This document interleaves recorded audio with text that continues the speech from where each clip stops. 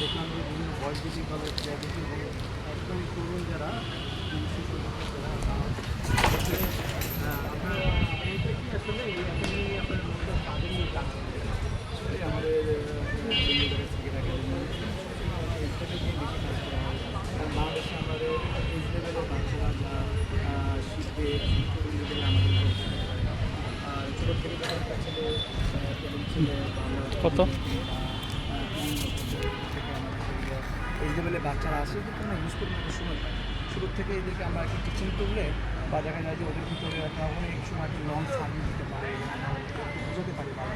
এই জন্য আমাদের একটু প্ল্যানিং হচ্ছে যে আমাদের এই লেভেলগুলো আমাদের জন্য বাংলাদেশে যেমন 19, 17 এরা কিন্তু ভালো পারফরমেন্স করতেছে এই এজ লেভেলের জন্য। এই জন্য আমাদের বাচ্চাদের এজ লেভেলটা বেশি আমাদের আপনার একটা প্লেয়ার দেখলাম ইরফান, সে কিন্তু মেয়েদের সঙ্গে ভালো ম্যাচ করেছে এবং তার বয়সভিত্তিক দলে তার স্টেটগুলো ভালো। তো আসলে এরকম প্লেয়ার নিয়ে আপনারা কতটা এক্সপেকটেশন করেন এবং এটা আপনাদের এই অ্যাসেটটা আপনারা কীভাবে কতটা কাজে লাগবে? আচ্ছা, অবশ্যই আমরা আব্দুর রহমান ইরফান আমাদের একটা অ্যাসিস্ট্যান্ট, ও অনেক দিন ধরে প্র্যাকটিস করে এবং হচ্ছে ওদের খুবই হার্ডওয়ার্ক একটা ছেলে। ও দেখা যায় সকালবেলা বিকালবেলা সবসময় দিলের মধ্যেই আমরা রাখি।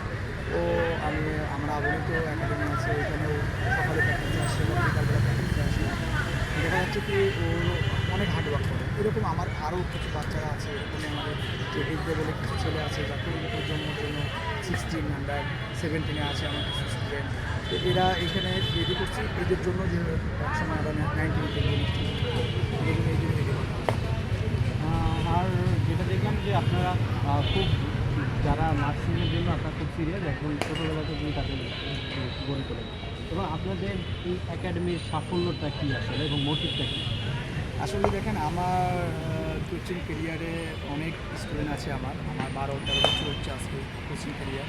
তো এখানে আমি মুশফিক হাসানের সাথে কাজ করা আছে, আরাম আমিন প্রিয়ান বা আরও অন্য আমার চিত্রের কাজ আছে। ওখান থেকে আমার একটা একাডেমিতে ছিলাম, ওইখান থেকে এসে আমার একাডেমি 3 বছর হচ্ছে এখানে আমার নতুন করে আমি শুরু করছি, নতুন করে জানি। এদের জন্য আমার অনেক পরিশ্রম করতে হচ্ছে। এখানে যারা এই বন্ধুদের কাছে গার্ডিয়ান আছে তারাও অনেক পরিশ্রম করছে এবং বাচ্চারা আমার উপরে একটু ওরা ডিপেন্ড করে এবং এজ লেভেলের, কারণ এজ লেভেলের সাথে আমি কাজ করছি দীর্ঘদিন, ঢাকা লিগের সাথেও কাজ করছি। তো এই জন্য ওরা আমার যে বাচ্চারা আছে এদেরকে আমি কোচিং দিচ্ছি, এরাও ভবিষ্যতে ভালো কিছু হবে এবং এখানে অনেক ভালো প্লেয়ার আছে, ট্যালেন্ট প্লেয়ার।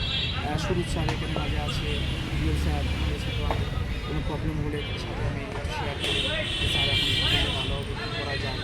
তো আসলে ওনারাও অনেক হেল্প করে এই একাডেমির জন্য। আর মূলত এইখান থেকেই আপনার একাডেমিগুলো থেকে কিন্তু এইজ লেভেল প্লেয়ারগুলো উঠে আসে বিভিন্ন একাডেমি থেকে। তো আপনি যেহেতু অনেকদিন ধরে এইজ লেভেল এবং ঢাকা লিগ নিয়ে কাজ করছেন, তো আপনাদের নতুন বোর্ড আসার পরে নতুন করে আমরা আসিফ আকবরকে বয়সভিত্তিক দলের চেয়ারম্যান পেলাম। আপনাদের সঙ্গে এই পর্যন্ত আলোচনা হয়েছে কিনা এবং তার থেকে আপনারা কী এক্সপেকটেশন করেন? না, এখন পর্যন্ত আলহামদুলিল্লাহ যে নতুন যে নিউজ আসছে, আসলে আলহামদুলিল্লাহ যে প্রোগ্রাম দুদিনের দেখলাম এবং খুবই ভালো লাগছে। তাদের প্রিপারেশন, তাদের এটা অনেক ভালো। কিন্তু কথা হচ্ছে আমরা এখন আসি তার সাথে এখনও কথা হয় নাই, ভালোভাবে দেখা হয়নি। তো আমার কাছে একটা জিনিস হচ্ছে বলার যে এই আমাদের যে একাডেমিগুলো আছে, প্রাইভেট একাডেমিগুলো বা ইউনিয়ন পর্যায়ে যে একাডেমিগুলো আছে, এখানে আসলে আমাদের কিন্তু সর্বপ্রথম এদেরকে একটা শুরু থেকেই নার্সিং করতে হয়। ছোটো থেকে একটা ছেলেকে তারা কোনো ব্যাট করতে পারে না, অনেকে দেখা যায় অনেকের গ্রিপ ঠিক নাই, অনেকে বোলিংয়ের গ্রিপ ঠিক নাই, অনেকে রান আপ ঠিক নাই, অনেকের অ্যাকশন ঠিক নাই। আমাদের কিন্তু এই জিনিসগুলো নিয়ে আমরা কাজ করতে হয় এবং একটা সময় এরা যখন 17 বা একটা পাইপলাইনে যায় তখন কিন্তু একটা ভালো প্লেয়ার চলে আসে। তা আমার কাছে একটাই বোর্ডের কাছে চাওয়া, বোর্ডের কাছে দাবি বা হচ্ছে হলে ওনারা যে প্রোগ্রাম করছে খুবই ভালো লাগছে, কিন্তু এর সাথে তৃণমূল পর্যায়ে যে একাডেমির কোচরা আছে, যে যে প্রাইভেট একাডেমি যারা কোচরা আছে তাদের নিয়ে যদি একটা মিটিং বা একটা তাদের যদি চাওয়া পাওয়া তাদের কী করলে বেটার হবে এবং তাদের একটু একাডেমির যে আরও কোচরা আছে লেভেল করার জন্য, ভালো একটা প্রশিক্ষণ দেওয়ার জন্য তারা এই কাজটা যদি একটু করে, তাহলে আমার মনে হয় যে আমরা বাচ্চাদের সাথে আরও ভালোভাবে কাজ করতে পারবো, আরও ভালোভাবে দেখাতে পারবো বাচ্চাদের কী দরকার আছে। আর একবার তৃণমূল পর্যায়ে যে একাডেমির যে বাচ্চারা যে একদম ট্যালেন্ট প্লেয়ার থাকে আমরা খুঁজে বের করতে পারি, এটাই আমার কাছে।